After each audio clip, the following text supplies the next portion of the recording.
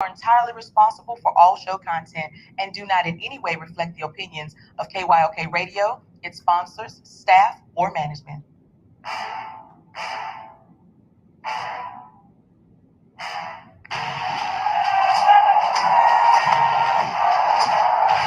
walk out on that field today. Ask yourself this question. What time is it? Game time! What time is it? Game time! What time is it? Game time! What time is it? Let's go! We ready! We ready! We ready! We ready! I'm going to the house! I'm going to the house! When I step on the field, I send one message. This is what it feels like. This is what it feels like. Football is getting hit. That's it. It's gonna be football now. What time is it? Game time. What time is it? Game time. What time is it? Game time. What time is it? Let's hunt now. Let's hunt now. Let's hunt. We ready? I'm going to the house. I'm going to the house. We're talking about the Jets like we're talking about the Saints. You know, all this hollering, we the Miami Heat of football. Yeah. The bottom line is you got to buckle up your chin straps. It's embarrassing. Yeah. Don't disrespect the game like that. So much pride from that. He's a man. He can be a kid just like us. He's a man. You already make the big Keith, don't get him none. Don't get him none. That's who I am. Don't give them nothing, really. I mean, Keith. This is what it feels like. Oh, my bad. You had to work in my world. What time is it? Game time. What time is it? Game time. What time is it? Game time. What time is it? Let's go. Let's go. Let's go. We ready? I'm going to the house. I'm going to the house. It's a wrap. Game over. Nah, this game is just getting started right here on the lunch break on the legendary KYOK and the all-new 92.3 FM. It is, oh my goodness, Monday. And Keith Hennick done came on here and congratulating Willie Gibson and CJ. Don't give them nothing. Don't give them nothing.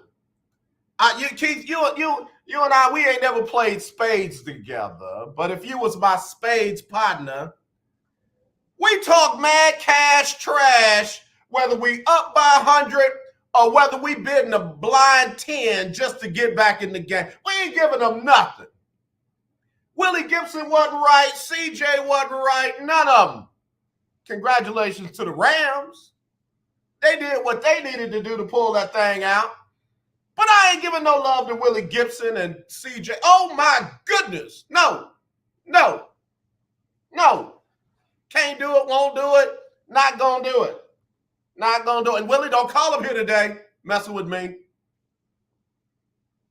Man, for the third time in the third trip to the Super Bowl for the Cincinnati Bengals, they end up losing in the last 2 minutes of the game.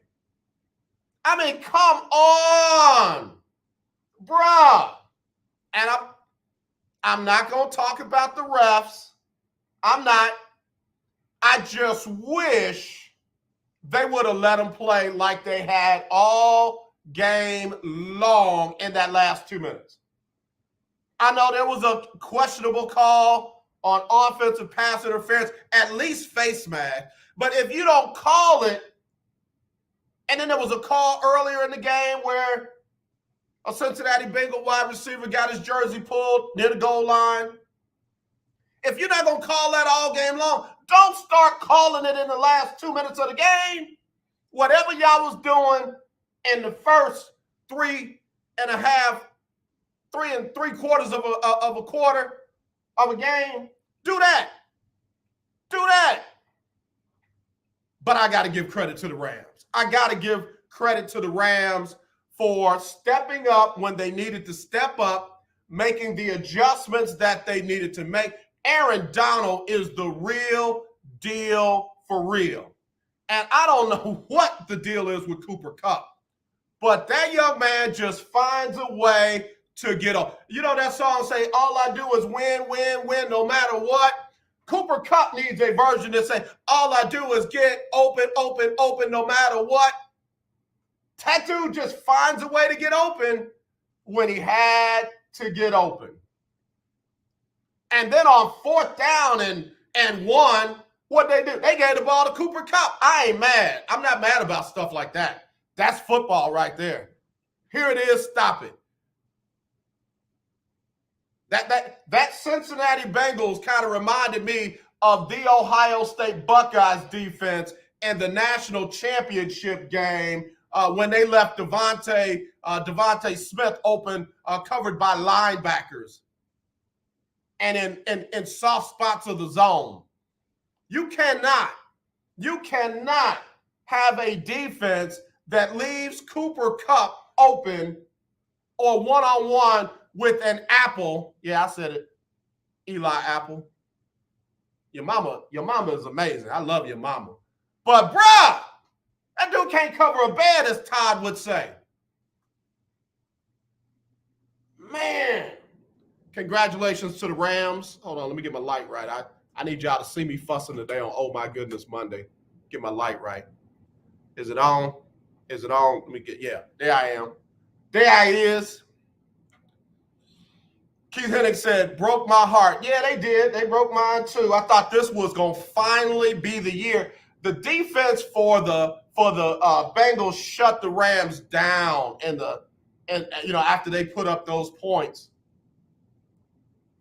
Took that lead in the second half. And then I said the Bengals need to go on about a 4.5, 5-minute drive or longer. They could not do it. And what happened? The Rams turned around and went on an 11, 12-minute drive. Ball game, game over. Let's go home. Oh, my bad. We are home. Man, what a game, what a game, what a game. Hats off to Sean McVay. Congratulations, Matthew Stafford. Congratulations, Aaron Donald. Congratulations, Odell Beckham Jr. Congratulations, Aaron Donald. And everybody else. Congratulations. Jalen Ramsey. Man, how does it feel to be Jalen Ramsey right now? They dogged you. They drug you through the mud down there in Jacksonville. And then after you got to LA, oh yeah, see, he's overrated. And then in the Super Bowl when he got he got a bad call. Should have been at least a face mask, if not offensive pass interference. But he's got a ring too. Say that part. Say that part. He's overrated with a ring, and all we got are microphones and cameras. Congratulations. LA Rams did what they needed to do. Second team in NFL history to win a Super Bowl in their home stadium, on their home field. First team to do it, the Tampa Bay Buccaneers last year. This year, the LA Rams. Sean McVay learned his lesson from that ugly 13-3 loss in the Super Bowl against Bill Belichick. Last night, Zach Taylor learned a very difficult lesson, rookie. All right, we'll be right back right after this on the lunch break on the legendary KYOK. I mean, he ain't no Ricky head coach, but last night, he play calling, bro. Play calling. Hey, hit me up. Oh, my goodness, Monday, 281-453-1000. 281-453-1000 if you want to share your oh my goodness moments from the game last night or from the weekend in sports. Oh my goodness Monday on the lunch break. 281-453-1000. That's 281-453-1000 or text me 832-403-5005 or you can email a brother aj@kyoksports.com. That's aj@kyoksports.com. I ain't giving CJ and Willie no credit. Oh, my goodness. Your car payment treating you. What if I told you you could make a free phone call right now and reduce your car payment by as much as $83 a month? Look at your car payment closely. You could be paying as high as 20% interest. Rate Genius can help you reduce your car payments by reducing your interest rate to as low as 2.48% APR. We can refinance most existing car loans or leased cars, new or used, and save you money every month. Put more money back in your pocket.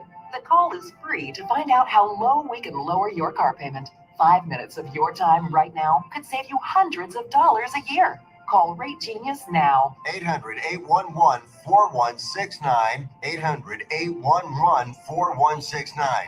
800-811-4169. That's 800-811-4169. Not allowed to qualify for a loan or rate savings. Actual offer terms including APR are determined at the time of your application based on creditworthiness, value of the vehicle, loan term, and other factors. Life can be full of risks. One thing you shouldn't take a risk with ever is your family's health insurance. If you're self-employed or you now need affordable health insurance, you need to make this free call right now and see how the Health Insurance Helpline can help you get it. We specialize in helping the self-employed and people just like you that need affordable health insurance to get it. We have short and long-term health insurance plans, and some even cover dental, vision, and prescription drugs. Don't take a risk with your family's health insurance. It's not worth it. If you're self-employed or now need affordable health insurance, call right now and learn for free how to get it. Listen, affordable health insurance plans for everyone just like you are a free phone call away. So give us a shout right now. 800-472-5145. 800-472-5145. 800-472-5145. That's 800-472-5145.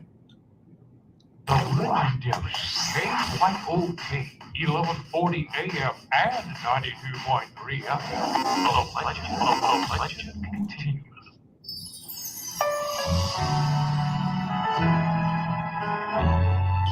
I am Jacqueline Carr, and here is your winning strategy.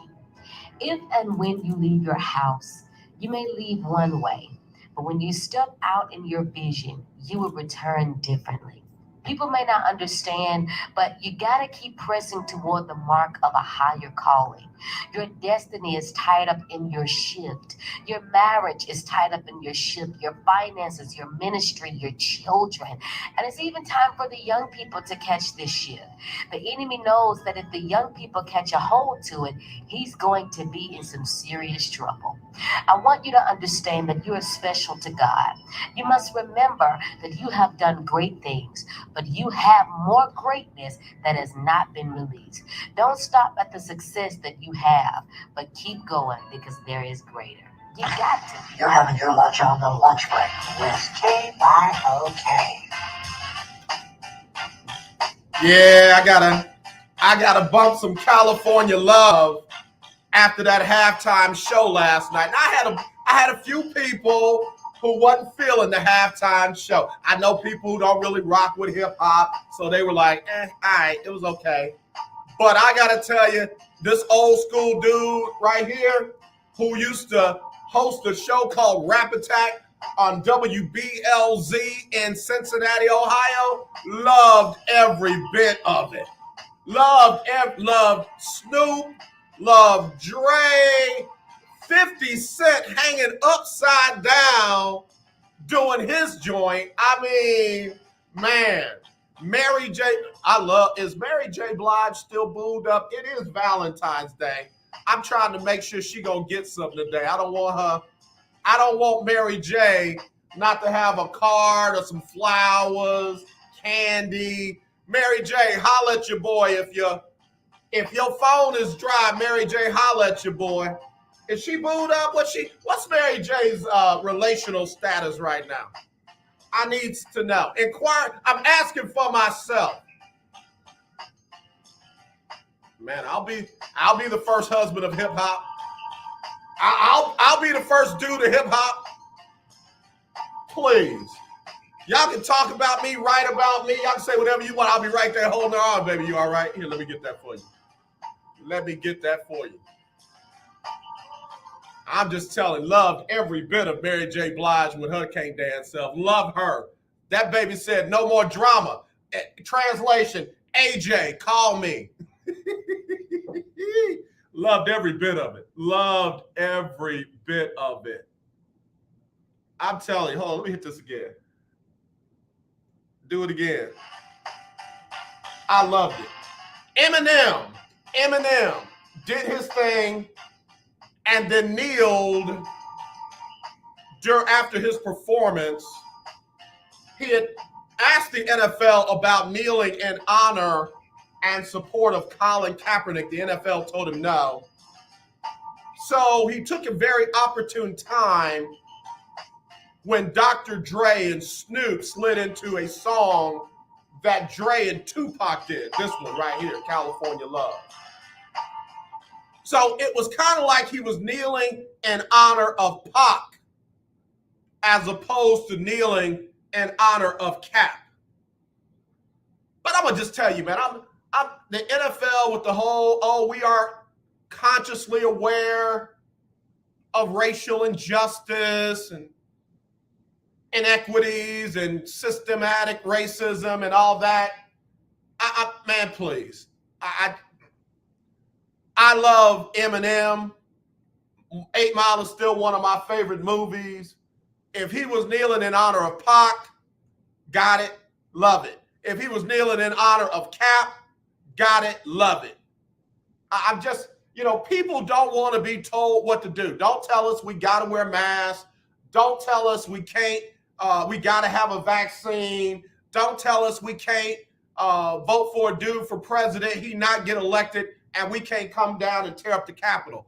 People don't like to be told what to do until they got to tell people what to do, until they get to be the ones to tell people. Don't kneel. We don't like that. Don't you dare disrespect the national anthem. We don't like that. Don't you dare disrespect the troops. We don't like that, even though many of them treat the troops like they are outcasts and cancers when they come back from these foreign wars, but I digress. Don't protest, not on our time, but they support the truckers' protest up in Canada. I mean, it's like, man, the double standards and the hypocrisy and the irony is just ridiculous. So anyway, I digress. Loved Eminem, loved Mary J, loved Kendrick Lamar, loved it.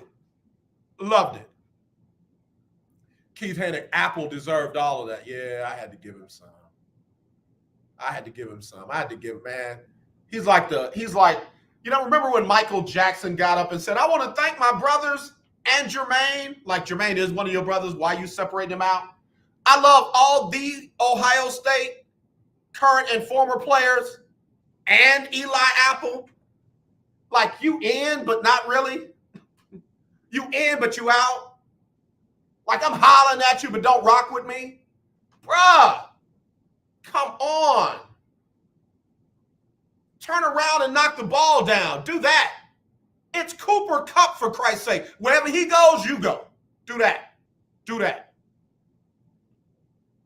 Mike Patton, touring the AFC South, said, you hear that? It's the sound of Cooper Kupp running past Eli Apple again. That man got toasted on social media last night. I hope he logged off. I hope he and his mother, Miss Apple, if you're having a tough day, give me a call, 281-453-1000. I want to make sure you're all right. But anyway, I'm just saying, I hope they didn't get beat up too bad. Keith Hennig, Apple deserved all of that. Mike Patton, refs make and miss calls, part of it. Good teams win regardless, in my opinion. I agree, because I can't say that the Bengals lost because of those 3 consecutive flags. I can't say that. They had a chance with, right at a minute left. And I got to tell you, Zach Taylor's play calling got sketchy. 2nd and 1, you take a shot down the field, your wide receiver and your quarterback not on the same page. 3rd and 1, you try to run the ball with your backup running back directly at Aaron Donald. And you don't have a wedge blocking scheme, a double team blocking scheme to root Aaron Donald out of there and at least give your running back a chance to get 1 yard. No. No. And then 4th and 1.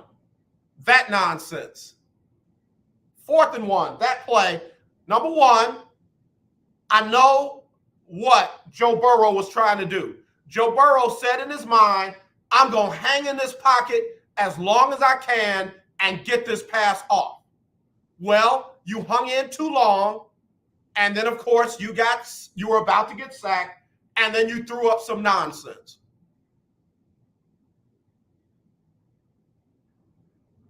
If you go long on 2nd and 1, you got to throw the ball on 3rd and 1. You definitely got to throw it on 4th and 1, and it's got to be something quick. Quick slant, quick something. Do one of those rub call one of those rub pass plays where you rub the defender off and pick somebody and get somebody open. Something, not that nonsense that they did right there. And again, I tell you, young coaches are great, but when it's times like this, those young coaches get young at the wrong time. You're going to run at Aaron Donald, which is already a bad idea, then you send 2, if not 3 blockers over there to wedge him out of there. You get somebody to cut off the backside. That's your 4th blocker. You get somebody to cut off the front side. That's your 5th blocker. You get that 1st down. They didn't do that. They let some no-name dude try to go one-on-one with Aaron Donald, with P. Ryan trying to run the ball on 3rd and 1. And Aaron Donald said, let's see, come here. Where you going? And grabbed the dude with one arm and pulled him back so he couldn't get the 1st down. Ball game, really. Ball game. So, it definitely didn't come down to one play. Mike Patton, why Cooper Kupp have to do that to Eli Apple during Black History Month? He sure did. He sure did upset Eli Apple's ancestors, man. Eli Apple's ancestors want to change their names to grapes. We're the grape family. We're not apples. I hated that Odell Beckham Jr. tore his ACL. I do too, but the brother got vindicated. And I'm telling you now, if you're a Cleveland Brown fan and you took some kind of solace in Odell Beckham Jr. getting hurt in a game that you have never played in a game that y'all ran that man out of town for no good reason, all of y'all should be ashamed of yourselves. I don't care if you're a broadcast journalist. I don't care if you are 1 million followers. I don't care if you got a check mark. I don't care if you're the quote-unquote biggest Browns fan in the world. If you reveled in that man getting hurt because he took the high road and got out of the mess that y'all call a football team and got blessed to be in the Super Bowl, and oh yeah, by the way, was dominating, shame on you. Shame on you. I mean that. Keith Hennig, that was incredibly poor play calling. It was. It was. Sadly, it was. Mike Patton, so with the current trend of teams winning the Super Bowl in their home stadiums, what chance do you give Arizona to win the Super Bowl in their stadium next year? I tell you what, Arizona got to fix their internal problems right now. I don't even know if they got a quarterback that's going to show up yet. Let me take a quick break. I'll come back and take more of your comments and your calls. 281-453-1000, 281-453-1000 is the lunch break.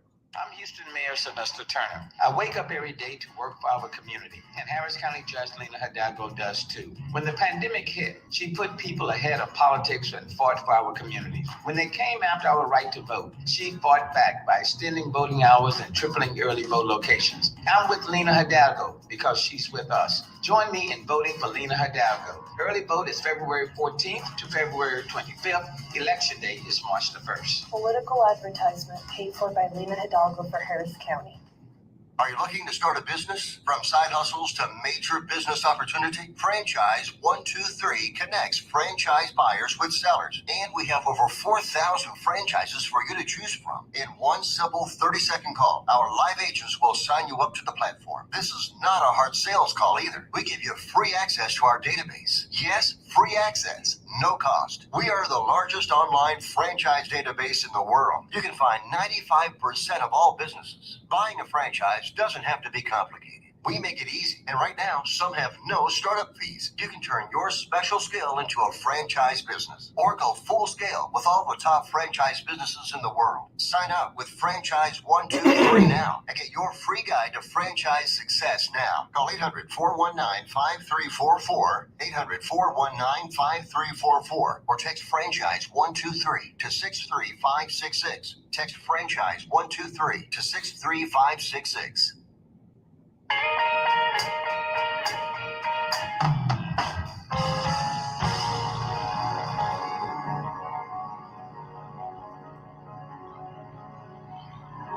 Tune in to Table Talk with your boy, TD Blackshear, every Tuesday from 10 to 11 a.m. on the legendary KYOK 1140 a.m. and 92.3 FM. See you there. Hi, I'm Larry Scott, host of the Not So Christian and Me show. Join me Saturdays for great fun, interviews, music, and the latest news surrounding our world today. We are the show that cares to hear your voice and opinion with real conversation in a no judgment zone. So join me Saturdays from 1 to 2 p.m. on the Not So Christian and Me show right here on the legendary KYOK Radio 1140 a.m. and the all-new 92.3 FM and KYOKradio.org. You're listening to 1140 AM and 92.3 FM. The legendary KYOK. It's the lunch break on KYOK. I might play this all day. I'm just telling you. I like the halftime show. I posted last night. Let me go to my Facebook page. I posted last night. I said that halftime show was lit, epic. And the comments were as follows. Dee Dee Drummond said, best ever, unmatched. Angelina Gordon said, yes, it was, wanted more. Rory Diggs with her comedian self out there in LA. I knew she was going to give it love. She gave it a 100, a bullseye, and 2 exclamation points. Jacoby Chantel, my future acting coach, said, yes, yes, yes. Rosemary said, it was a phenomenal performance by all, 100, 100. Ursula said, for real, yes, indeed, fire. Jackie Horn said, insane. Karen Gibson, my dear beloved friend Karen Gibson. Let me bring that Pac and Dre down. Still Dre. Said, I wasn't impressed with the show. It was nice, but not as slamming as it could have been. And then another good friend of mine, Alexis, said, Karen Gibson, I agree with you. They hyped it up too much, and I felt like they underdelivered their performances. Karen came back and said, I saw the commercial where Mary J was practicing. She was great, and her outfit was hot. Her practice video was better than her performance.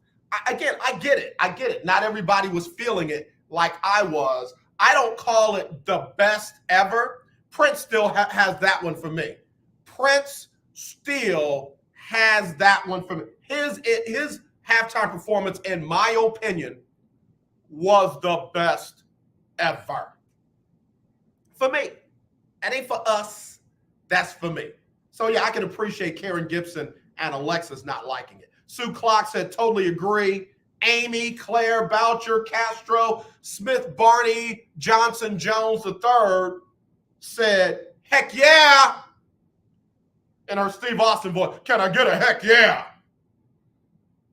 Shirley Walker King, SWSK, said, California knows how to party. West Side, she from LA. She from the West Coast.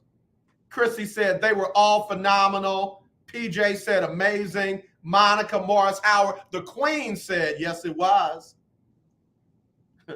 Ferdinand jumped on talking about Aaron Donald.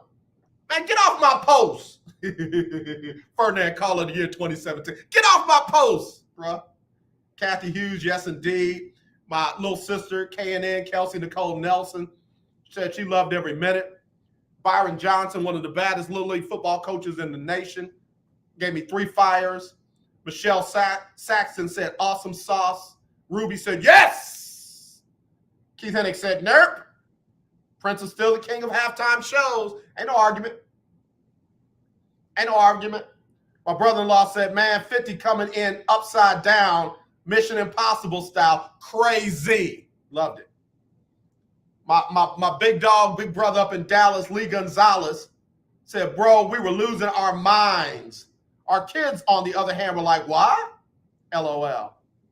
And Felicia Young, mother of one of the baddest quarterbacks in UT history, said, enjoyed it. I agree with all that. I agree with all that. I agree with all of that. Mike Patton, I don't know about Arizona winning the Super Bowl in their home stadium. Let me just say this. They could. They got to do what Cincinnati has to do as well, I should say. They got to fix their offensive line. They got to fix some of their play calling. They got to patch up their holes because Kyler Murray ain't feeling it. Kyler Murray is not feeling running for his life and getting embarrassed on national TV. And for all who want to say, oh, he's a baby. Oh, it's a team sport. Oh, you can't put yourself before the team. You know what? The team has got to do its part to get better as well. I don't know what's happening internally over in Arizona. I don't know what the discussions are.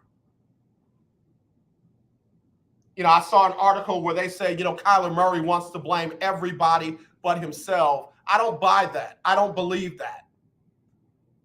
I don't think whoever wrote that even knows that to be true. I think it's the typical article when a quarterback does not like the direction of the team and he uses only a few of his, he uses one of only a few of his available, you know, means to express his concern, then all of a sudden they're considered to be the problem. The quarterback up in Green Bay does it. Oh, and he just wants to win. He's trying to protect his legacy, you know, all this other stuff. Carson Wentz stopped talking to his head coach and his front office in Philadelphia, and everybody talked about what a great guy he was and what a wonderful Christian he is. Now, you're not going to lay that at the feet of Kyler Murray.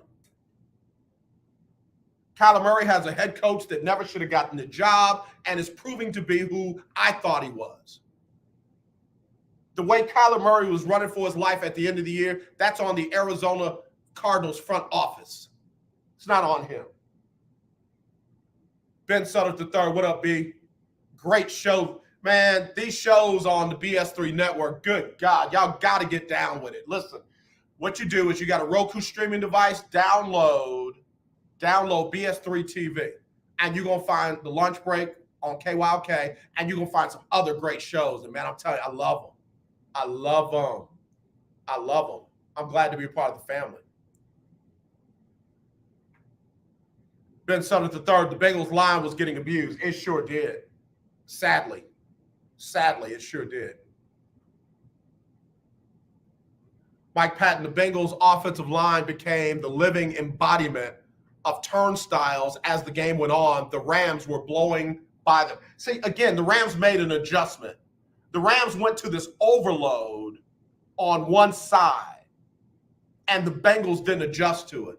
And they start trying to bring a running back over to try and help with the blitzing linebackers. Well, the Rams did what they needed to do. First of all, one of the linebackers blew the running back up and got the sack. And then on the other plays, they started running stunts off of that. So now the running backs is looking for, you know, the guy that's blitzing, and it's not that linebacker he thought he had to pick up. Very good adjustments. The Bengals did not adjust to that. Did not adjust to that.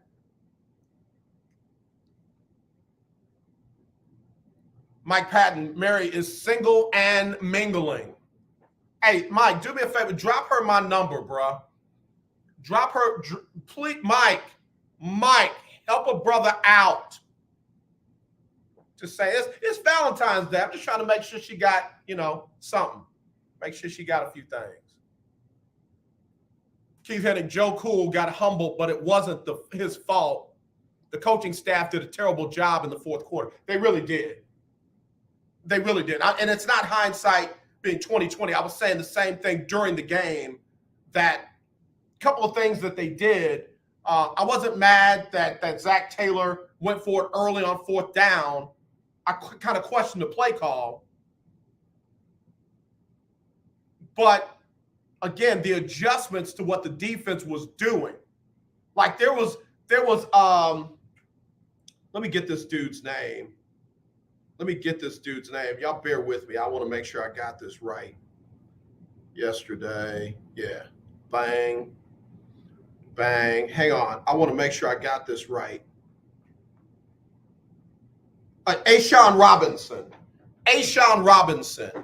Whenever he was in the game, for some reason, the Bengals chose to run right at him.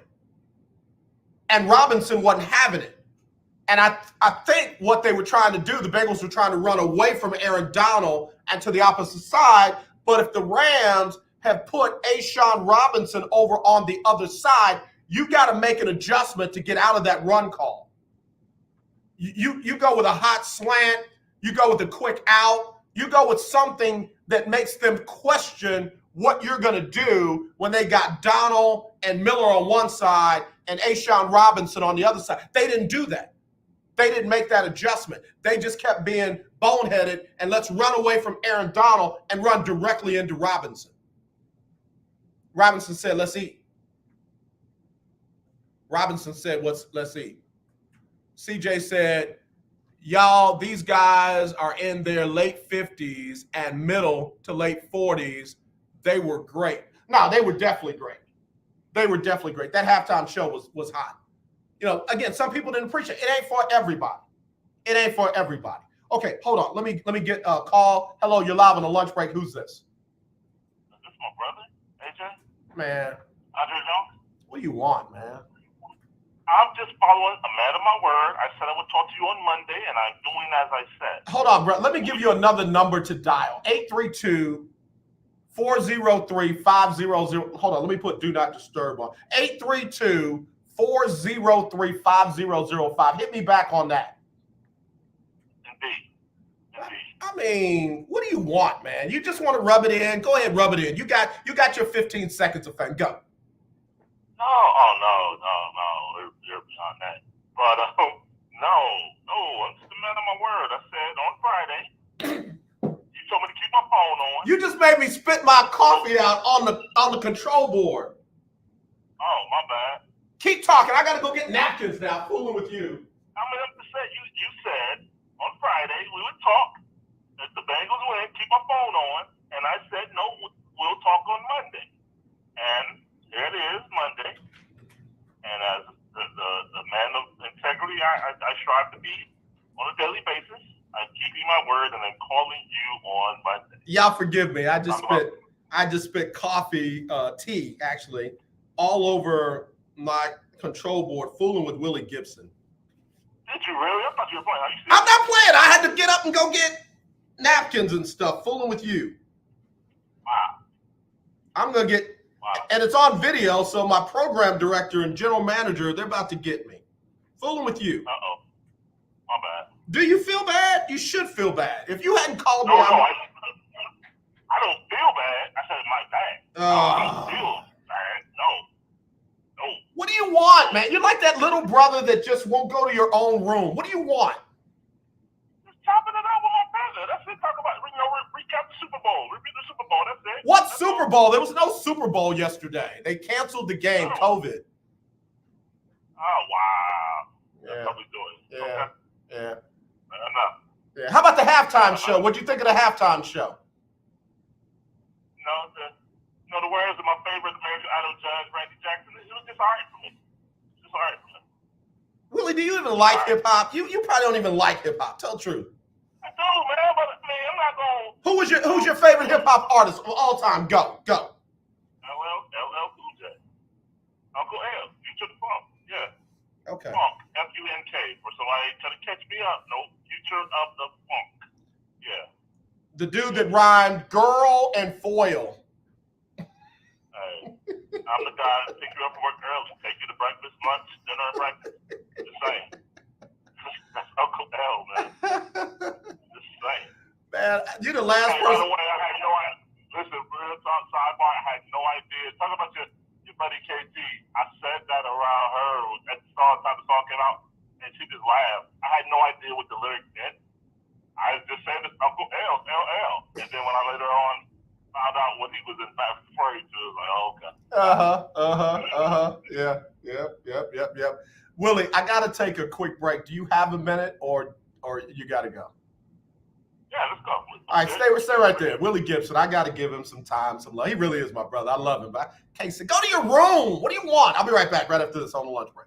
Attention timeshare owners. Are you dissatisfied with your timeshare? Tired of the financial burden? Were you misled by the salesperson? Don't want or can't use your timeshare anymore? Then you may qualify for timeshare cancellation. Timeshare Defense Attorneys is the #1 affordable fixed fee legal solution in the country with an A+ Better Business Bureau rating. Our experienced lawyers will evaluate your case, and if we take you on as a client, we will work on your case until it's solved in your favor. That's our 100% satisfaction guarantee. One of our lawyers will keep you informed in the process, all while protecting your rights, interest, and even your credit. Get the relief you need now from the burden of your timeshare. Call now for a free consultation, and don't forget to ask about our stimulus discount program. Call 800-303-4764. 800-303-4764. That's 800-303-4764. Hi, this is Candace Houston. Tune into my new radio show called Candid Plug.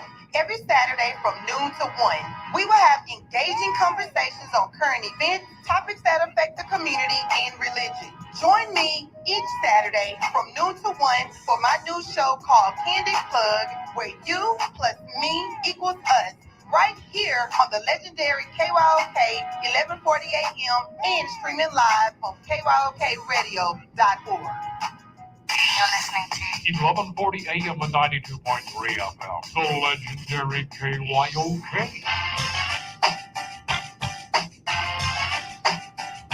All right, y'all, we back on the lunch break. I'm playing this all day. I'm playing this every break because, some folks wasn't feeling the halftime show. Hey, Dre said still. Still what? Still Dre. I might come on to that. That might be my new walk-up music from now on. Willie Gibson. I might drop Game Time and just walk up to Still Dre. Hey, all right, okay. That was funny though. That meme that you sent me, Suge Knight watching the halftime show. That was hilarious. Yeah, man. One of the craziest things that I heard after I heard that Snoop Dogg bought Death Row Records, I heard that Snoop Dogg had the accountants go in and write off any outstanding debts that Tupac had on their books. Oh, wow. Isn't that crazy? Wow, absolutely. Yeah, so literally wrote that off so it does not go against his estate in any way. True friendship.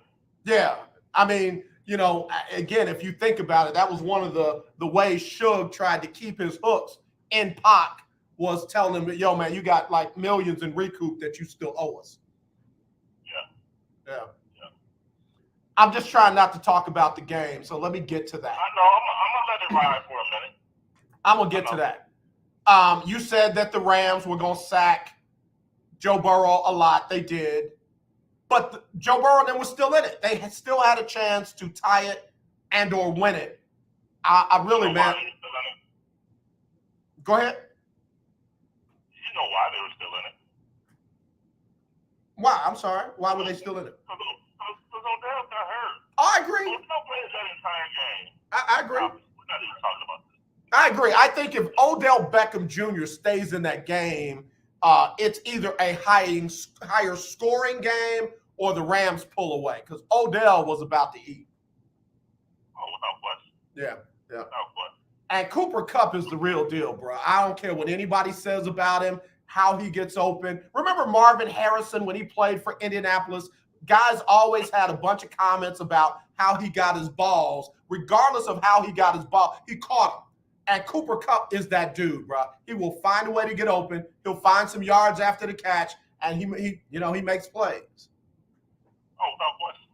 Without question. I mean, you don't win the Triple Crown being less than average. I mean, he led the league in catches, yards, and touchdowns. That's not by accident. Yeah. Mike Patton said running at Aaron Donald is actually a good thing. That's the one thing he is susceptible to. But in the pass game, you definitely got to send help. Well, let me just say this. Aaron Donald stepped up in the run game when he needed to, because P. Ryan wasn't going nowhere past Aaron Donald. You know what it was is whoever the two Bengals players were that tried to check him after he pushed Joe out of bounds, that's what did it. He was real serene up until that point. And when Joe's running out of bounds, he pushed him. Clean hit, Joe's in bounds. You know if he's going to try to turn it up or run out, pushed him out of bounds. When the two Bengals jumped in his face, that's what did it. You know, it's funny you say that, because somebody I was with said the same thing. I said this: you got to check him. Even though it was a clean hit, he was still in bounds. You got to go over there and defend your young quarterback, no matter who it is, including Aaron Donald. Now, it came back to bite them in the end, but you still have to do it. There's no way they could have just went over there and picked Burrow up and said, okay, come on, let's play. Well, no, I'm not disagreeing with it, but that's what lit the fuse. Yeah, I agree. I agree. Yeah. So, what else were the turning points in the game for you? it would have been a travesty had Cincinnati won with that blown face mask off. So, and again, no joking. It did immediately remind me of the non-call on the pass interference against the Saints. I'm not trying to say that was karma or anything like that.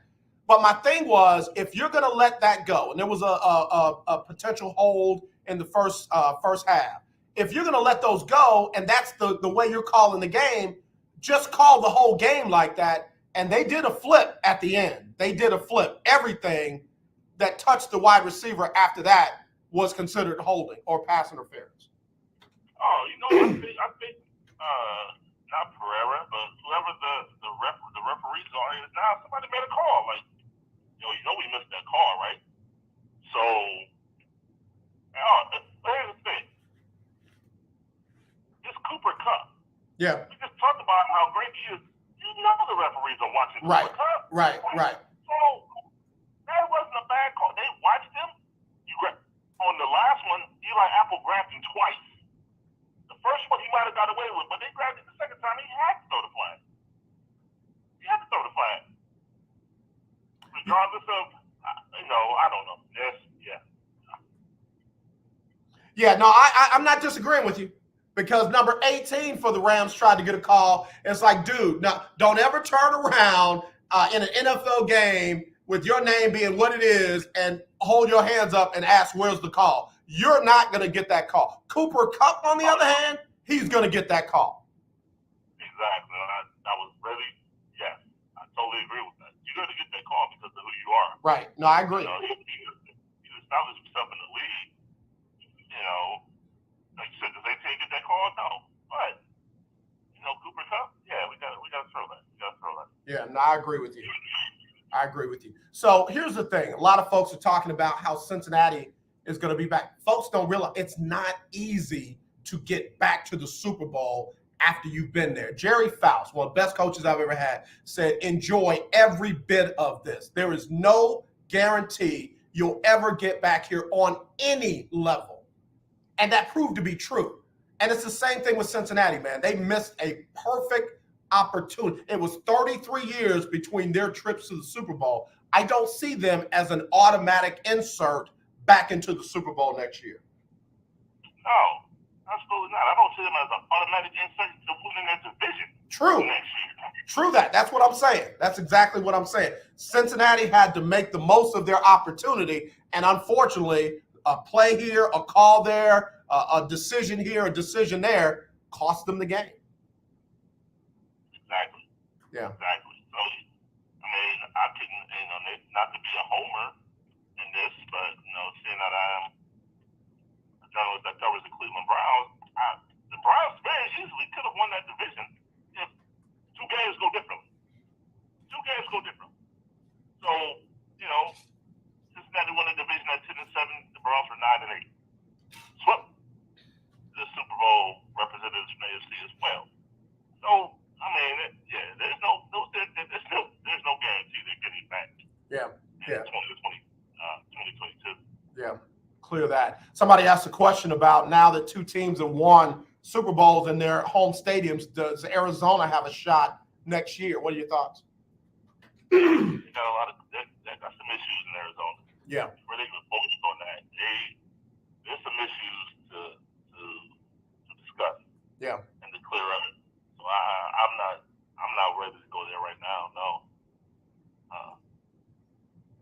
Crazy. Again, I'm not trying to pull the Rodney Harrison from last night where he drops the bomb that Aaron Donald's going to retire if they win. I wouldn't mind seeing a Russell Wilson, Kyler Murray trade.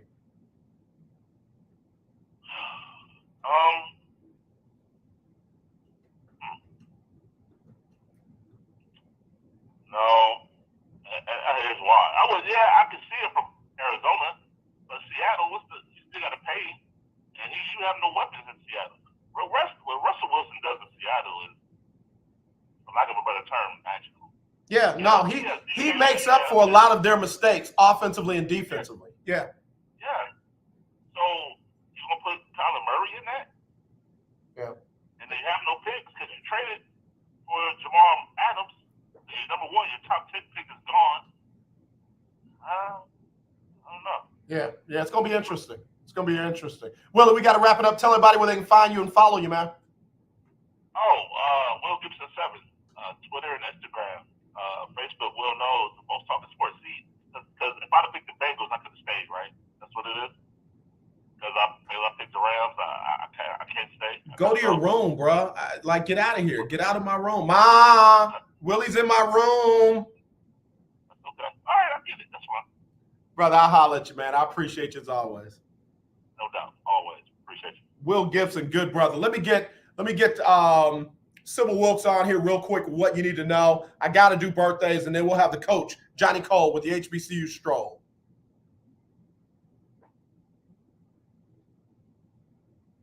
It's Sybil Wilkes with what you need to know. Today is Monday, February 14th, 2022. Happy Valentine's Day, everyone. Number 1, dozens of U.S. Democratic lawmakers with the Congressional Black Caucus asked the Justice Department to do more to protect voting rights. They are accusing various states led by Republican governors of trying to restrict ballot access for voters of color. A group of 44 House lawmakers penned a letter to Attorney General Merrick Garland calling on the DOJ to enforce every applicable law to ensure all citizens can vote. Number 2, with the United States midterm elections scheduled for November, the struggle in Congress to pass federal voting rights legislation has left Democrats and election rights activists worried that time is running out for reforms. Congress has been unable to pass major bills that supporters say would increase federal protections for voters. The midterm elections are now more important than ever. Read more about it in today's newsletter, brought to you by the Black Woman's Pact. Number 3, an early look at the performance of COVID-19 booster shots during the recent Omicron wave in the U.S. hints at a decline in effectiveness. However, the shot still offered strong protection against severe illness. The report published by the CDC is considered an early and limited look at the durability of booster protection during the Omicron surge that exploded in December and January.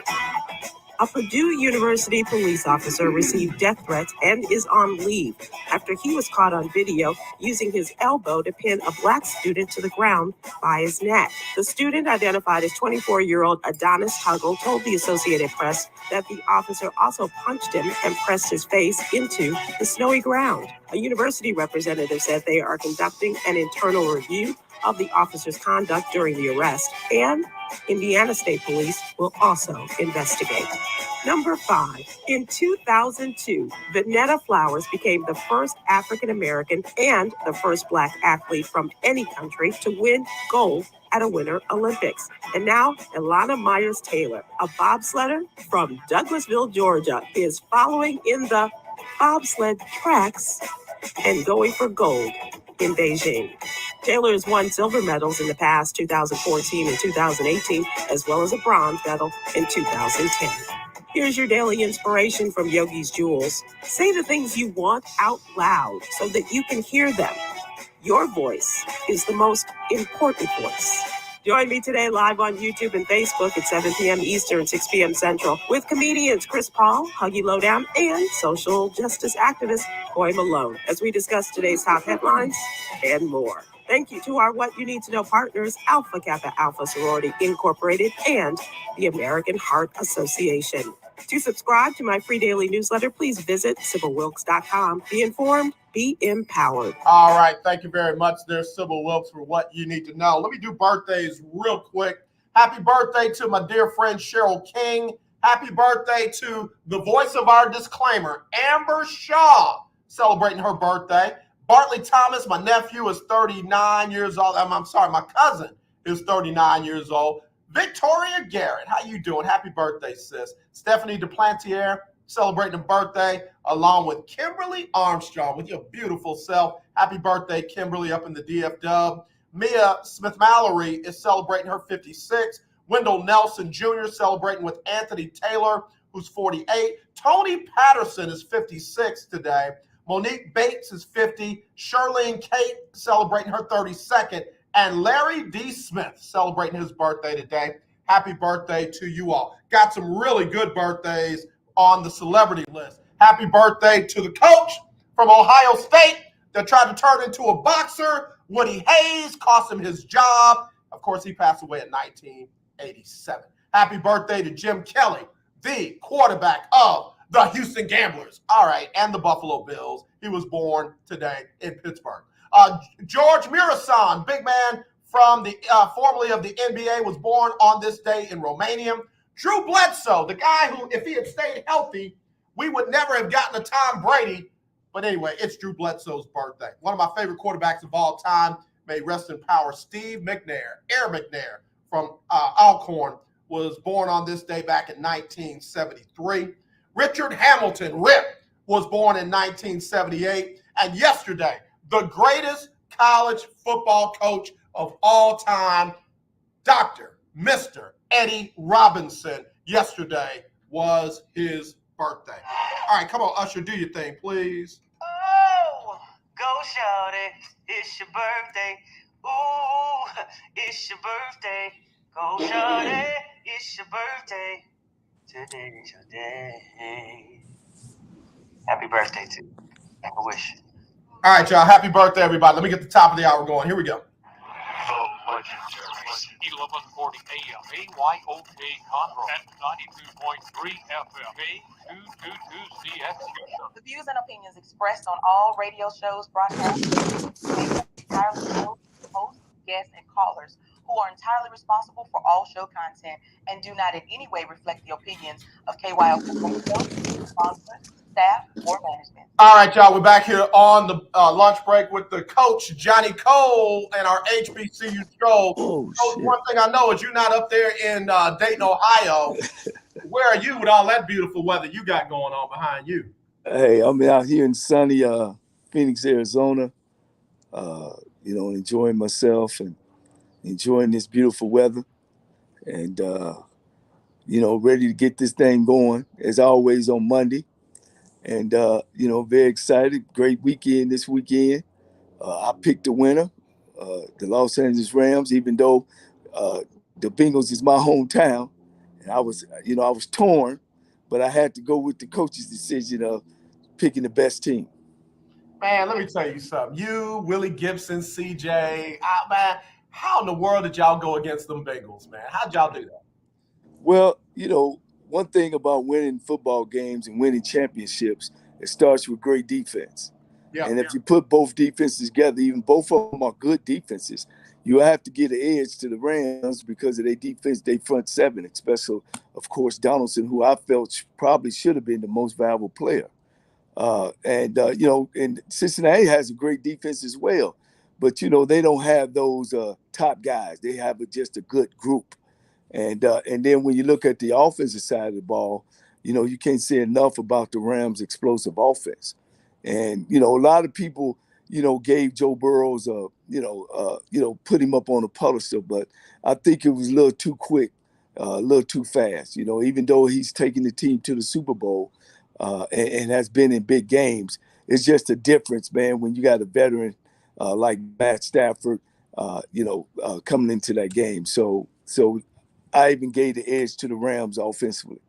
Yeah, I got to tell you, we got the Coach Johnnie Cole. We are taking our HBCU Stroll, but we're also breaking down this Super Bowl game from last night. I said Matthew Stafford would turn the ball over more than Joe Burrow. He did, but they were able to overcome that because of their defense. Without a doubt, and then sometimes, a turnover can do two things. It could give you field position and also give you momentum. And when Matt Stafford threw that first interception, as a coach, where he threw the interception was actually put him in a bad situation. And especially with the penalty from the Bengals, they put him on the 10 coming out. So it was a backed up. So, you count that as a punt. Yeah. And it really changed field positions in the Rams' favor. Because as you know, they didn't do nothing coming from the 10-yard line. Yeah, and they really did almost give up points before the half as a result of that dumb penalty. Yes. Player not in the game. Friends I was watching the game with, they said, well, what you would have done with the guy who ran on the field, coach? I said, in college, I would have put him up in the stands. Wow. Because that move there was he know better than that. Yeah. He know better than that. Yeah. He was trying to take his 15 minutes of fame. Yeah, unfortunately.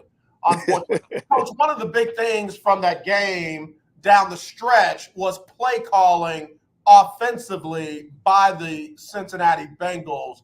That last drive where they get, 8-9 yards on first down, it's 2nd and 1. They take a shot. The quarterback and the wide receiver not on the same play.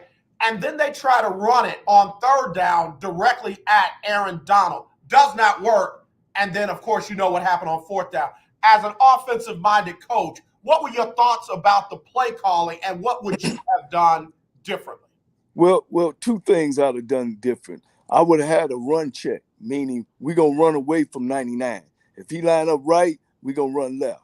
And then number two, if you were doing your quality control stuff, and I'm pretty sure they was, early in that game, they actually put in the extra offensive lineman and gave the ball to their number one back. And that's what I would have done on 3rd and 1, not just on 4th and 1. I'd have done it on 3rd and 1, brought my extra defensive back in, my extra offensive lineman, and gave it to number 28 and let him be the athlete that he is. They actually took 28 out the game. 3rd and 1 to their backup running back, running directly at Aaron Donald. And like I said, they didn't try to root him out there. They didn't try to, edge him out. They didn't try to blast him out of that gap. Well, the thing was, if you did that, at least put 4 hands on him, which we would say a double team. Right. At least we should have brought a double team to him. So, that was a turning point of that football game. Yeah, it truly was. It truly was. All right, Coach, HBCU Stroll stuff. Clark Atlantic went with the former head coach and athletic director from Tuskegee. What are your thoughts about that move for them football-wise, and does that put them in a position to compete with teams down there in that conference? Well, Coach Slater, without a doubt, is a good coach. He had Tuskegee going in the right direction and, kind of fell off at the end. One thing is, is Coach Slater a city type guy? I know him personally. I don't think so. So it remains to be seen, how he can go into Clark in the city of Atlanta and be able to draw people and kids, to that university. Does his personality fit? It all just ain't about it's coaching. It's about, the kids that you got to get to be able to go to school there and be able to perform at a high level. Yeah, you say something very key. You talk about being a city coach versus a small town coach. Talk about that a little bit, especially where it relates to HBCUs. Well, one of the things that we gotta stop thinking to me in HBCU about, alumni giving. You got to be able to get outside of the university and go sell yourself, and you got to be able to stand up on top of mountains and say, this is Clark University or this is Howard, and go open those doors. When you got a person that's not a city type person, he likes the things that come to him, and I think in those type of programs, you got to go make it happen. You got to roll your sleeves up, and you just can't settle for this is how it is. Because if you settle for that, it's called, of course, it's called insanity, doing the same thing, expecting different results. How many coaches they've had since I've been in the league? It has to be about 4. And Coach Slater has never been in a program where they've been down. Clark is a perennial losing program. When Coach Slater walked in at Tuskegee, Tuskegee is one of the best Division II, especially black programs in the country. Yeah. We got Coach Johnnie Cole. We're taking our HBCU stroll, talking about Coach Slater moving from Tuskegee over to Clark Atlantic. Clark Atlantic 0-6 last season in conference, 2-8 overall. But when I looked out at Tuskegee on the west side of the SIAC, they were 2-4, 3-8 overall. What made Clark think that they were getting something out of Coach Slater that could make them better than he was able to make them at Tuskegee? They basically just going by his win and loss record. When you look at his numbers offensively and defensively, I don't think he's ever led the conference in either one. I think Coach Slater's a great recruiter. He come from a good background. He mostly have coached at PWI schools on the lower level, the Division II or the 1AA level. So he does know how to evaluate talent. But now it just ain't evaluating talent. It's getting kids that want to go to Clark University, a perennial losing program. So he's going to have to get outside of himself. He's kind of a quiet guy, not throwing salt on him because I think he's a great coach. He's proven that. Yeah. But now, this is a different race. This ain't the Winston or the Tuskegee NASCAR racing. This is the Indy 500. Right. When you come to a school that's sitting in the city like that. Yeah. When I look at the conference as a whole, Albany State 6-0, Savannah State 6-1, Kentucky State 4-2, Miles 4-2, Morehouse 4-2, and there's Clark down there at 0-6, and he's got a lot of work to do. He's got a lot of climbing to do. Well, back when I was there, I started at Lane College in 2005. They hadn't had. I don't think they hadn't had a winning season since then. Yeah, Lane coming off of last year, 6-4 last year overall, 3-3 in the conference. Right, and that's their first winning season since 2007. Yeah. So we'll see. Again, Coach Slater's a great coach. I know he's know what he's up against. It's just about getting it done and doing what he needs to do. Yeah, absolutely. We got to take a break. We'll come back with the Coach Johnnie Cole as we take our HBCU stroll. If you want to get in, 281-453-1000. That's 281-453-1000. You can text me 832-403-5005, or you can email me aj@kylksports.com. That's aj@kylksports.com. Your car payment treating you What if I told you you could make a free phone call right now and reduce your car payment by as much as $83 a month? Look at your car payment closely. You could be paying as high as 20% interest. Rate Genius can help you reduce your car payments by reducing your interest rate to as low as 2.48% APR. We can refinance most existing car loans or leased cars, new or used, and save you money every month. Put more money back in your pocket. The call is free to find out how low we can lower your car payment. 5 minutes of your time right now could save you hundreds of dollars a year. Call Rate Genius now. 800-811-4169. 800-811-4169. 800-811-4169. That's 800-811-4169. Not applicants qualify for a loan rate savings. Actual offer terms, including APR, are determined at the time of your application based on credit worthiness, value of the vehicle, loan term, and other factors.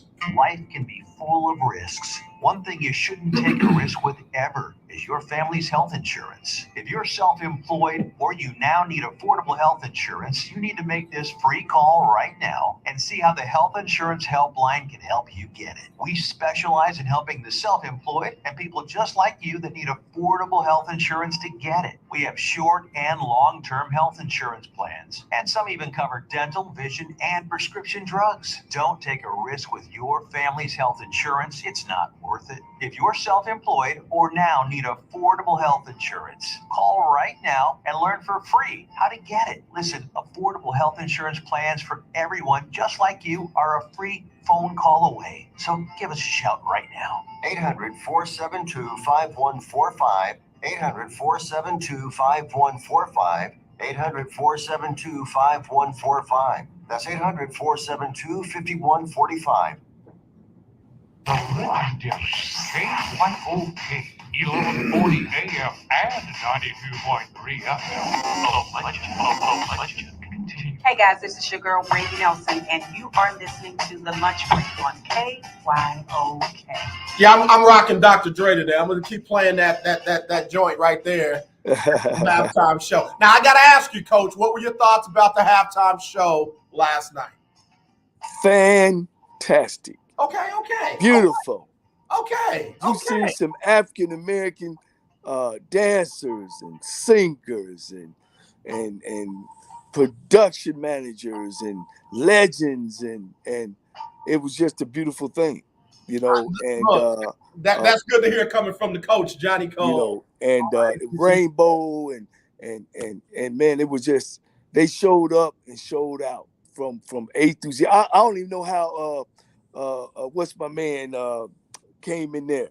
They hadn't said anything about him.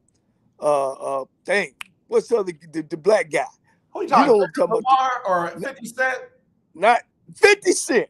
Yeah, 50. 50 Cent snuck in there, Coach. So which was beautiful. It looked like it was just different decades and stuff where the top guys came in and you know, Mary J. Blige, you just can't say nothing about the Queen. You know, can't say enough, and just Kendrick Lamar with the young, you know, for the young folks, and it was just straight. And then all the dancers, that's what I was paying attention to. All the dancers were of color, you know, dancing, and it was just a beautiful thing. And I commend the NFL. They did reach out that time. Yeah, they did a good job. Trey Pike said Dr. Dre, in my opinion, did something a lot of people overlook in today's age of music. How many rap and hip hop artists can throw down on the piano? As an old school guy, I loved it most. Yeah, Trey Pike. I shouldn't have shout out to Trey Pike. That we used to work together up in Fort Scott, Kansas. Okay. And you know, I guess you know, we went. You know, I wanted to do some things because he's a white guy. You know, and he took me on. I said, well, what you guys do? And he from Alabama, the hills of Alabama. And man, we went through these woods up and down. I mean, man, we had a hell of a time. But then we got stuck. And I said, dang, don't you got 4 wheels on here? And he said, no. I said, well, how you gonna have me in the woods and we ain't in a 4-wheel drive? So that's my Trey Pike story. And yeah, I love him like a brother. You know, he's down in Panama, Florida. So if you ever want to go down there and go out fishing, you know, he owns his own fishing boat where he takes people out. to go fishing. Okay. All right. Listen, I like being out on that water, man. You can't miss me. Well, all you got to do is go down there and use my name, and he'll take you on out. He'll take me on out. Yes. Hey, touring the AFC South, Mike Patton said Von Jefferson won the Super Bowl, and his wife went into labor during the game with their second child. So he became a father again yesterday, as well as won the Super Bowl. I believe he made it in time. And that's the kind of stuff right there that people just don't really acknowledge. These guys are husbands, they're fathers, they're brothers, they're sons. They're more than just entertainers. And that's why, when I look at how hard people are coming after Eli Apple and Odell Beckham Jr. and some of these other guys, it's like, miss me on that, man. These people are doing, what they love to do at a level many of us will never do it at. And, they got life going on. And I applaud them for how they live their lives and do their craft. Without a doubt. I mean, when, I was in school and the regular students used to, take an attitude towards football players or athletes, period. And some people don't understand the restraints, the issues, the problems they have, the things that they go through, already just being an athlete and just being just a human being. And some people forget that they do have a regular life. It ain't all peachy keen. And, the love of money is the problem, not having money. So because I have the money don't mean I love it. I still have issues and problems. And sometimes that people don't understand that. Let's just like what rappers say, the more money, the more problems. Yeah. And that was that P. Diddy's deal. Coach Johnnie Cole with us on the HBCU Stroll. Coach, it's Black History Month. I got to get ready to take a break. Yesterday, one of the greatest coaches of all time, the greatest coach of all time, in my opinion, celebrated a birthday in heaven. Let's talk about the great Eddie Robinson when we come back and how his legacy still has an impact on college football and on HBCU football. We'll do that with the Coach Johnnie Cole on the HBCU Stroll here on the legendary KYOK. I'm Houston Mayor Sylvester Turner. I wake up every day to work for our community, and Harris County Judge Lena Hidalgo does too. When the pandemic hit, she put people ahead of politics and fought for our community. When they out our right to vote, she fought back by extending voting hours and tripling early vote locations. I'm with Lena Hidalgo because she's with us. Join me in voting for Lena Hidalgo. Early vote is February 14th to February 25th. Election day is March the 1st. Political advertisement paid for by Lena Hidalgo for Harris County. KYOK 1140 AM. The legendary KYOK 92.3 FM.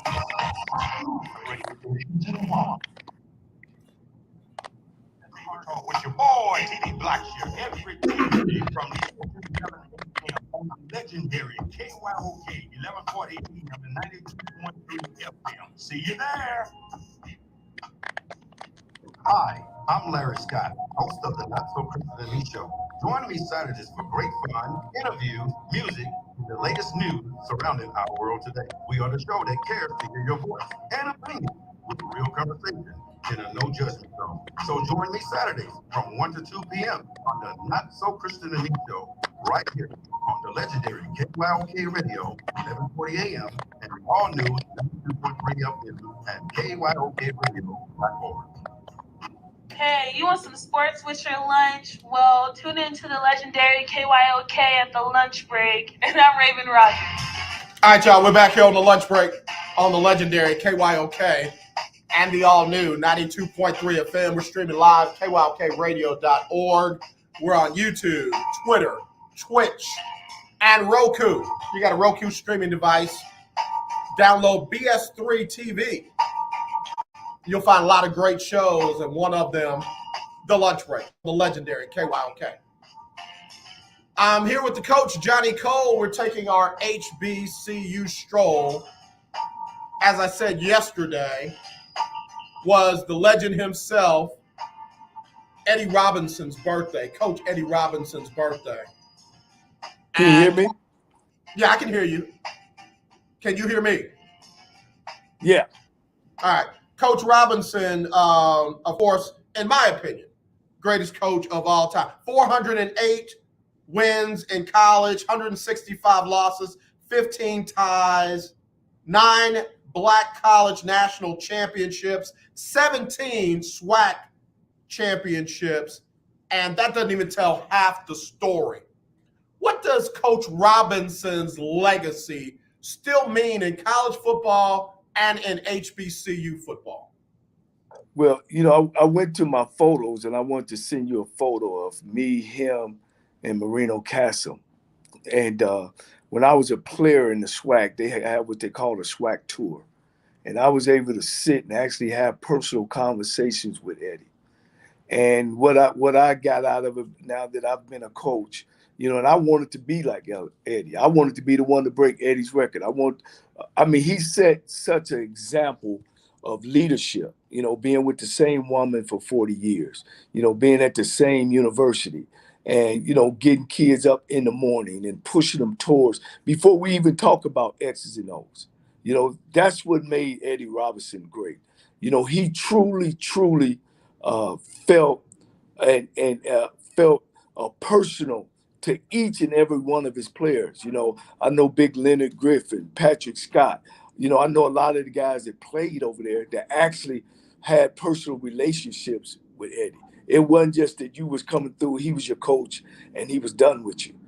And you don't get that a lot. And especially now, since it's so much emphasis on winning, and he set the tone for a lot of black coaches, of saying, we're not just here to coach football, we're here to raise young men. And he set the tone on that, getting kids up at 6:30 in the morning, making sure they go to breakfast. All that came from him. He set the tone of that. So, it means a lot. I hope that we don't ever forget him. There's a lot of great coaches have came right behind him and have taken that role because of him. So we can't say enough about our champions, and he's won, enough about our heroes. He's won. Eddie, when we, coming through to my first year of coaching, and we were switching over from 8mm film. You remember that? Yep. 8mm film to VHSs. But here's the deal: Eddie already had VHS because he had went to visit the Rams, and he knew some guys up in the NFL, so he was already there. So that makes him also, he was an innovative coach. So I can't say enough about him. He's touched my life, both personally and professionally, because I was able to share some personal moments with him. We got the Coach Johnnie Cole. We're taking our HBCU stroll. I wanted to, acknowledge Coach Eddie Robinson. His birthday was yesterday. It is Black History Month. He is definitely, the winningest coach, in my opinion, who didn't have to cheat, who didn't have to, cover stuff up like some other coaches out there. Maybe one of them resting wherever he is, Joe Paterno. But anyway, I'm sorry. I gotta be nice. I gotta watch my, what I say and how I dance on people's graves. But what I'm saying is this. You made a very key statement. Coach Robinson does not even really get all the credit he deserves for innovation. He does not get all the credit he deserves for developing a true pipeline to the NFL for his players. And not just his players, but other players in the SWAC and black college football.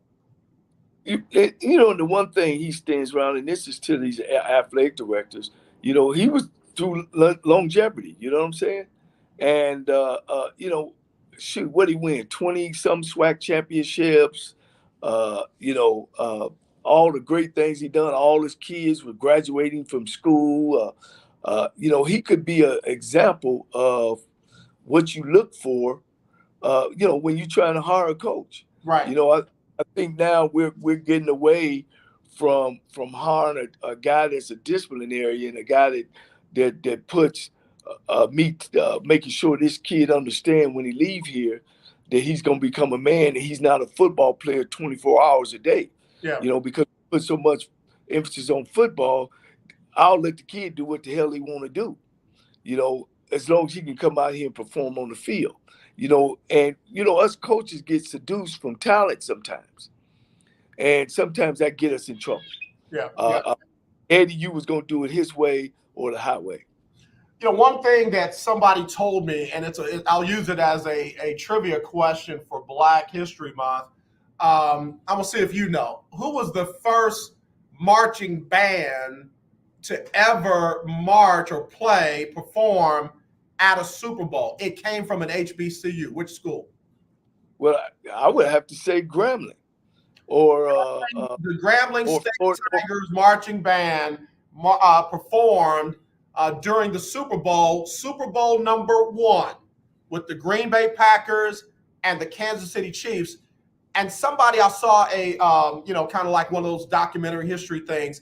He said, when you got a coach like Eddie Robinson over on the football side, demanding excellence like that from the football team, we had to have excellence on the band side, because coach wasn't going to let us march at halftime, half doing it, when the football team was doing it so well. And I never correlated those two things. That band had to be good because of the excellence that was required by Coach Eddie Robinson. Well, and also, what you had to understand is he sold stadiums out. Yeah. He had to stop playing on campus and put his team on the road.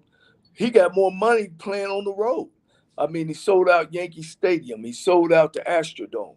He sold out. He sold out the Superdome. I mean, he was a show. Right. It wasn't just about football. Right. He was a show, and it wasn't just about Grambling. Right. And I think sometimes folks in administration start getting upset at the coach when they start hollering the coach's name.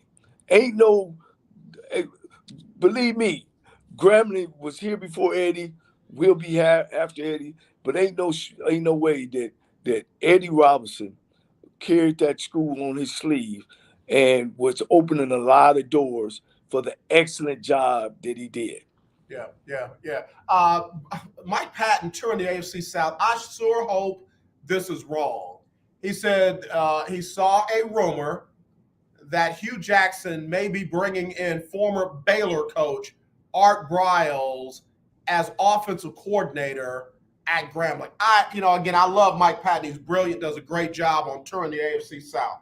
But let me just say this.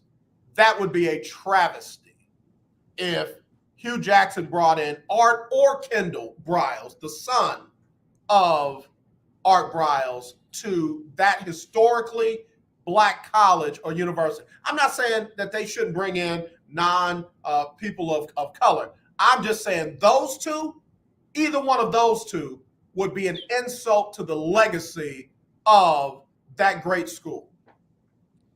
Well, that goes with the old saying is they ice is colder than our ice, and once again, I'm a HBCU now. I'm gonna put on my HBCU one would say hater hat, but I would say cultural and traditional hat, that there's some deserving Black, African American, Black American young men and coaches, myself included, that deserve those positions.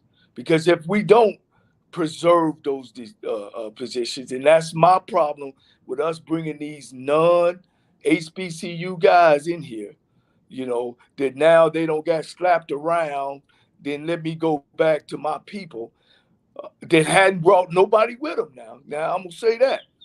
How many Blacks have you helped get to the next level or into their world? So I definitely got a problem with that, because it's bigger than that. You're talking about, a Black family now that's out of a job. And it's that deep to me, because we only have so many spots when they have, at least there's probably 10 football teams or 20 football teams compared to every one Black college football team. We got 20 schools that play one double A football, and then we have a couple that play Division two, another 10. What is that altogether? 30 30 black college schools, and you got colleges all over the country, and we can't find a person of color to be able to coordinate and win football games. That's a shame. Shame on him and shame on us. Yeah, I just got the article from Camilio, who is a very proud Grambling alum. He said he used to hear that bell ringing every morning when I was a freshman, and I didn't even live in the football dorm when Coach Robinson was waking them kids up trying to get them ready for breakfast. But anyway, let me give credit on this article to The Spun by Sports Illustrated. They said after 6 years and self-imposed exile from the college football ranks, former Baylor and Houston head coach Art Briles could be on the verge of a return. According to Football Scoop, Briles is being targeted for the offensive coordinator role at Grambling State. This dude is a crook. This dude is a liar. This dude has violated multiple recruiting rules and regulations in the NFL. He got fired from Baylor after kids got assaulted and raped. He, in the middle of the night, gets put in as a head football coach at a high school district up in Texas, gets fired from there because he has another problem there. And now, all of a sudden, he is being considered as a mentor, a coach, a role model at Grambling State University. That bothers me. The heck with whether he's black or white. Again, I'm not on that right now. I'm talking about a crook. I'm talking about a liar. I'm talking about, if nothing else, if he didn't do anything else at Baylor, he did not protect those kids, and he allowed his players to run around without institutional control. And this is the guy that you bring in to a historic black college and university like Grambling. I got a problem with that. And if Hugh Jackson does that, I'm done with Hugh Jackson. Wow, it's crazy that you say that. And the thing about this is not a rumor. This is not an allegation. These are things that have been found. I had my bump in the road with the NCAA. So I don't want to throw a rock, but I truly can say nothing was there about my question of my integrity or my question or my character. Allegations are just what they are until proven. But if these things are all factual, which I've read them and they are, that would be a tough situation. And I always look at the opportunities that are taken from us, and we as black folks, we always want to try to do the right thing, and sometimes doing the right thing is taking care of us. And Coach, So I get that. And I get that. And I'm not trying to move away from that, especially during Black History Month. Let's dig a little bit deeper. Got the Coach Johnnie Cole. We're taking our HBCU stroll. We're talking about the rumor that Art Briles may be considered for the offensive coordinator position at Grambling. You got how many different offensive coordinators out there in college, from the pros and the high school level? You got roughly, you got 500 offensive coordinators out there, roughly. Just let's just use a round number. You mean to tell me out of all the offensive coordinators you have to choose from, you choose to make a decision to bring in a guy like that who has that much lack of integrity and that many questions surrounding his character? That's where you want to rest your decision on at an HBCU? Help me understand that as a head coach who's coached in this league. Why would you put your team, yourself, your integrity next to a man like that? Well, here, of course, the answer would, I want to win. That would, and I want to try to hire the most qualified coach. not person. But here's even the other layer that you can lay on top of Coach. He's an offensive guy himself. So you can hire a younger guy, a younger African American guy, or a younger guy, and put your offense in, and and teach him your offense if he not already know it, because Hugh Jackson has coached enough that there's a guy out there that's been in his system that you could bring in, and as he teach the players, Hugh Jackson can call the plays on the weekend. And that's what I always done. I've never hired an offensive coordinator because I was gonna call my plays on the weekend. But I got guys that was from my system to teach it, and then on Saturday I call the plays myself. So I don't know why he's going that route, because he should be able to call the plays himself or be able to mentor some young African American kid, or it ain't got to be young, or a guy that's in the business of this is what I want to do. Yeah, So I'm gonna take this a step, and I appreciate you sharing that, because that's the part that gets me. This is an unforced error. This is like when Urban Meyer got down to Jacksonville, and then he brings in the strength and conditioning coach that just got kicked out of the Big Ten over racist comments and behavior and what have you. Didn't have to choose him out of all the strength and conditioning coaches. So that's an unforced error. This is the same thing with Hugh Jackson. Again, if this rumor proves to be true, bruh, this is an unforced error. You didn't have to choose him as your offensive coordinator. And I always wonder what gets in the mind of a head coach when they make some of these controversial decisions like that. Well, again, it's all about the game, and they get tunnel vision. It's all about what I think he can do for me lately. You know what I mean? It's all about what he could do for me directly. It ain't about the big picture. And I think when you sit in that seat, it should be about the big picture. And like I always told my players, that there's no player bigger than the team, and there's no coach that's bigger than the team. And I used to also tell them, I don't care about that helmet. I care about what's up underneath that helmet. And those the type of guys that I wanted around me to make sure that you understand. I feel if I could get that guy up underneath that helmet, mind right and going in the right direction, we'll win football games. I never worried about winning and losing. Always worried about where my players were mentally, where we are. What do you need to be able to perform, not just on the field, but in the classroom and in the community? Yeah. One thing I hear about different schools, and I know Willie gonna get mad at me for saying this, like Michigan, they always talked about having a Michigan man, somebody who understood, the rituals and the history of Michigan football. Ohio State, for a long time, they talked about having an Ohio State man, follow Woody Hayes and Cooper and some of those other old coaches.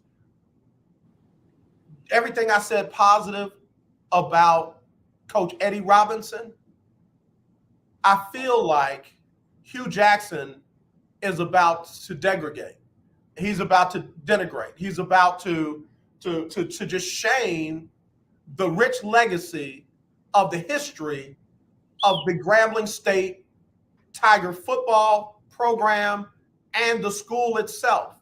There's no way in the world you can justify, of all people, Art Briles on that campus and that program that was once led by the legendary Eddie Robinson. There's no way he can justify that. None whatsoever. And I'm going to tell you, this is me talking now.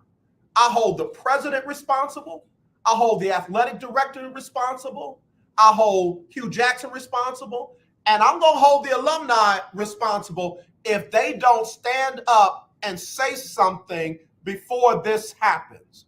If they don't stand up and say, no, Art Briles not here, then Grambling, you go ahead and get whatever you got, because you're not going to get what you think you're going to get. You go ahead and get whatever you got. Yeah. Yeah, well, without a doubt, Grambling has a great support. I hope that Hugh reevaluate the situation. I hope any coach, in the HBCU, because that's what we talk about, take a second look at what they doing. It's just bigger than the game. Not giving these jobs to black college guys and coaches that are good. Let me get this. Let me make sure folks understand that are qualified. Because don't nobody need to be given anything, but are qualified. I'm glad you said that. I'm glad you said that. Let's take a break. Let me take my quick break. And when we come back, I want to talk about that part a little bit. A lot of times we talk about hiring black coaches, but we got to start using the word qualified, because I don't want to just give a job to somebody because they're black. I don't want to just give a job to somebody because they look like me. I want to hire qualified people regardless. And this is a situation where I don't think Hugh Jackson's heading in the right direction. And I mean it. Alumni, y'all got Coach Fobbs out there. Y'all rose up and got Coach Fobbs fired. Well, guess what? You better rise up and make sure this don't happen. I'll be right back with Coach Johnnie Cole right after this on the lunch break. Come on, you watch the news. Be prepared to pay more taxes. Then, if you owe back taxes or haven't filed in a few years, get ready. The the largest collection agency in the world will be coming after you, with the power to collect taxes by any means they want to. Hey, they can freeze your bank account, your passport, even padlock your business. Oh, good times. Look, if the IRS claims you owe them $5,000 or more in back taxes and they're coming after you, don't panic. Call my friends at Get a Tax Lawyer first. Their job is to negotiate with the IRS and save you money. They're experts at it. That's all they do. And you can trust them. In some cases, they have reduced a $50,000 tax bill to less than $1,000. If you owe the IRS $5,000 or more in back taxes, call now for a free consultation. Call 800-649-8617. 800-649-8617. 800-649-8617. That's 800-649-8617. Hi, this is Candace Houston. Tune into my new radio show called Candid Plug. Every Saturday from noon to 1, we will have engaging conversations on current events, topics that affect the community, and religion. Join me each Saturday from noon to 1 for my new show called Candid Plug, where you plus me equals us, right here on the legendary KYOK 1140 AM and streaming live on KYOKradio.org. You're listening to 1140 AM and 92.3 FM. The legendary KYOK. This is Jasmine Hutchinson, and you're having Inside Sports with your lunch here on the lunch break on the legendary KYOK. All right, y'all, back here on the lunch break on the legendary KYOK and the all-new 92.3 FM. Graham Fam, 1987. Bro, that's interesting. Okay. I only read part of his handle. He said, AJ, I hear you calling us out, and I accept that, bro. There is no reason in the world why Art Briles and Grambling's name should even be in the same sentence. Yeah, okay. All right. I hear y'all, but y'all better do something about it. Y'all better do something about it. Y'all, if y'all want to win that bad, then I'm going to tell you right now, I'm not rocking with Grambling on this one. I'm not. There's no reason in the world why that man should be on that campus. And again, we talked before the break. Qualified coaches, qualified candidates, not just black coaches and black general managers and black offensive coordinators and defensive coordinators, but qualified. Give me your definition of qualified, Coach.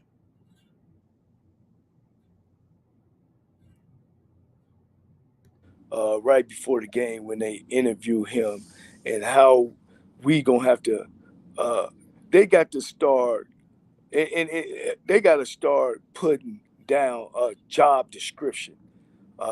They don't do it in the NFL of what we looking for. I know they do it on the college level, but we've stopped going against that. Where this is qualified. You got to have 5 years of this. You got to have this. You got to have this, a person of leadership and all that kind of stuff.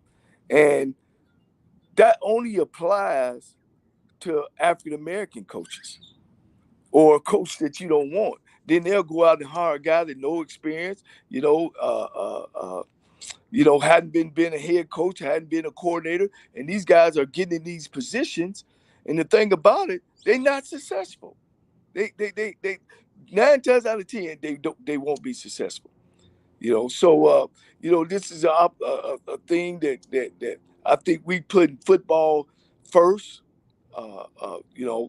Coach Jackson's putting football first without somebody that's been proven to help develop young men first, and especially African American men that's living in the USA today. Yeah, I wouldn't let Art Browns walk my dog, let alone mentor or coach my child. And that's just, I'm not saying stuff I wouldn't say dead to his face. So, again, let's make it personal. How much coaching had you done before you got your first job as a head coach in HBCU football? 20 years. I started in 1986, really in 87 as a coach. I became a coordinator in 89, 90.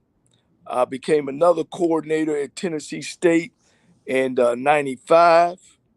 And then went on to coordinate at Tennessee State in 95 and also coordinated at Alabama State. And I didn't get my head football job until I went to Lane College in 05.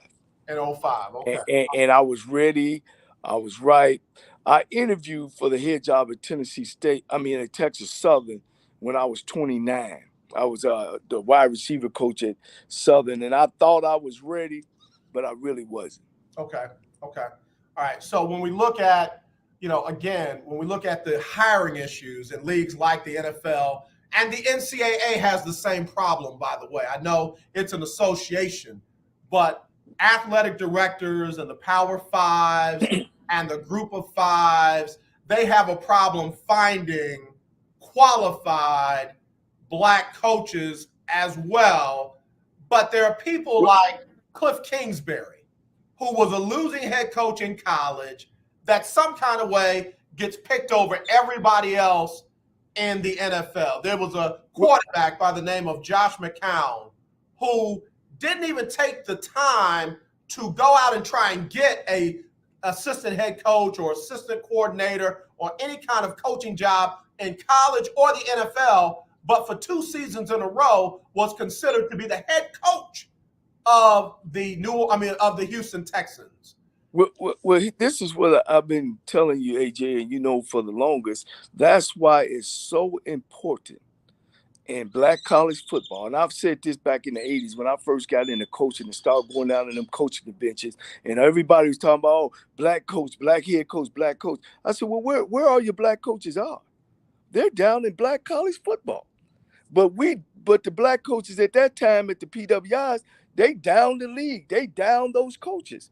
Yeah, some of them had some, but like John Thompson say, why do the Black man gotta already be ready? Why he can't sometimes come in as an assistant coach on those levels and then learn how to be a head coach? So that's why it's so vital that we give those offensive coordinator jobs to them guys. Because I'll tell you, if I'm an AD, I'm not giving a guy the keys to my football program if he ain't in his career have shown that he know how to, not only because he's a position coach, but know how to lead men as well as students. Yeah. I'm not making you my head coach. Yeah. I just don't see that happen, because you got to demonstrate that at least I can run half a part of a team. Yeah. You know what I mean? And those guys are jumping from position coaches to head coaches in the NFL. There's head coaches in the Division I, and they're not African Americans. And we know the deal, AJ.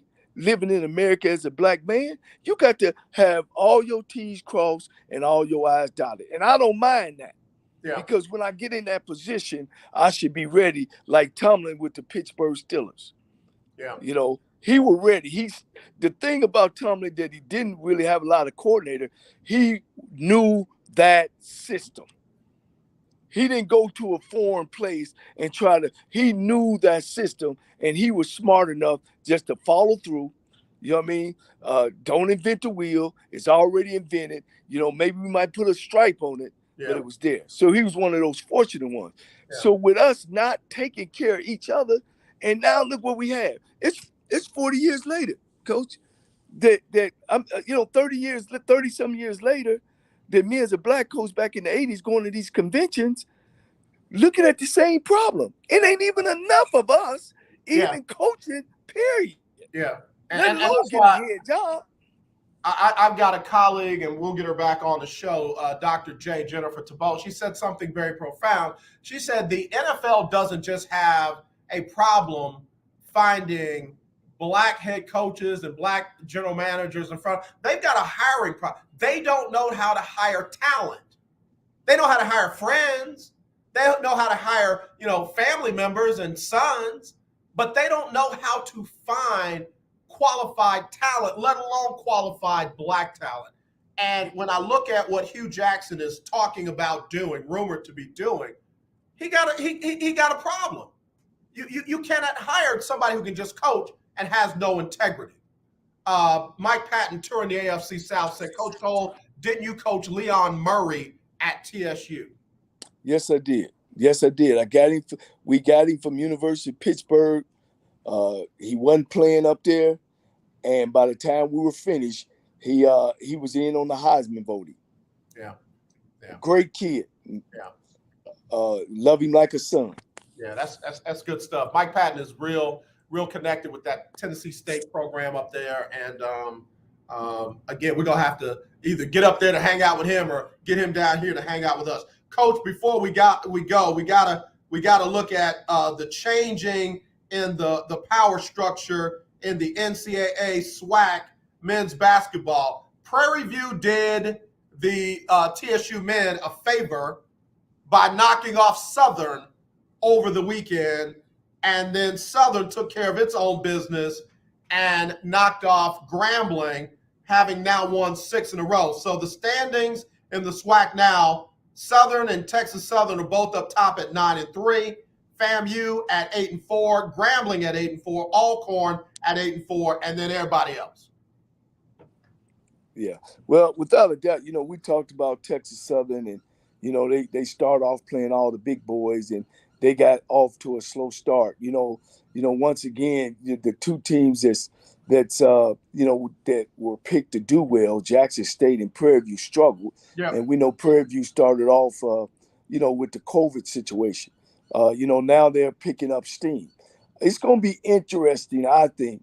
And the people that's leading the league, I don't think will win the SWAC tournament. I think it's going to be an upset.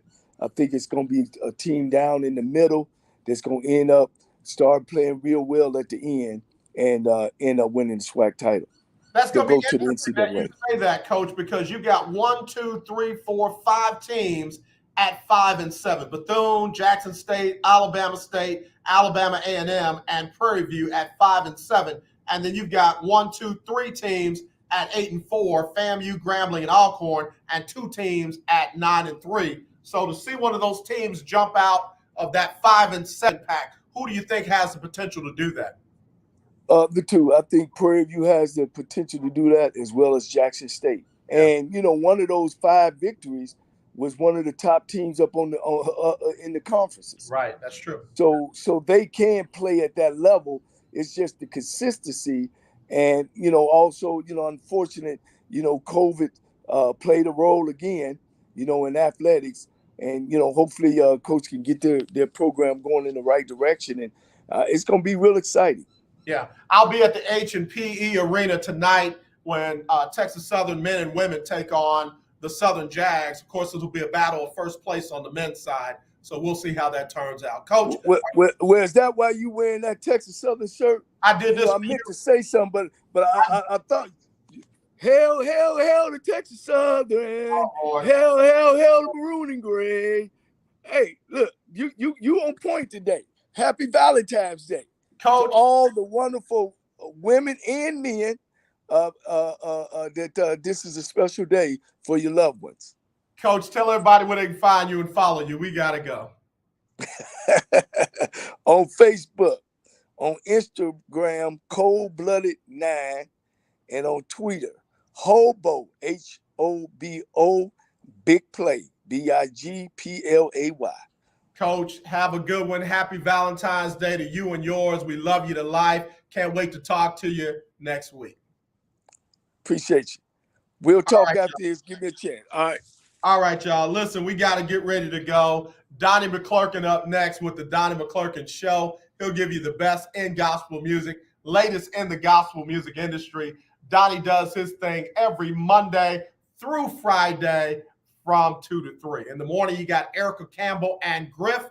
Get Up Mornings, and that is from 6 a.m. to 9 a.m. Central. I'll be back after that with Talk Your Team Tuesday, and I will announce the winner of the Lunch Break Weekly, Keeping Up with the Joneses Pick'em Challenge, Super Bowl edition. I'll tell you who gets the $500 tomorrow. So as always, let's not be divided. Let's be united. I love you. There's nothing you can do about it, so don't even try. Hugh Jackson, on that Art Browse thing, you got to do better than that, bro. Don't you dare bring Art Browse on that campus. All right, let me go. I'm all in my feelings. Bengals should have won. Congratulations to the Rams. I'll talk to y'all tomorrow. The poor man knew what was happening. The legendary 1140 AM KYOK Conroe and 92.3 FM K222CX Houston. Are you ready? All right, y'all. I hope y'all enjoyed the show, man. That man, Mike Patton, you ran me hot with that, bro. I sure hope Hugh Jackson don't do that, but I have a feeling that there's some truth to that rumor. I hope that the alumni and the administration get to him and let him know that one ain't gonna happen. But again, y'all, y'all have a great day. Not this, always this. We'll talk to you tomorrow.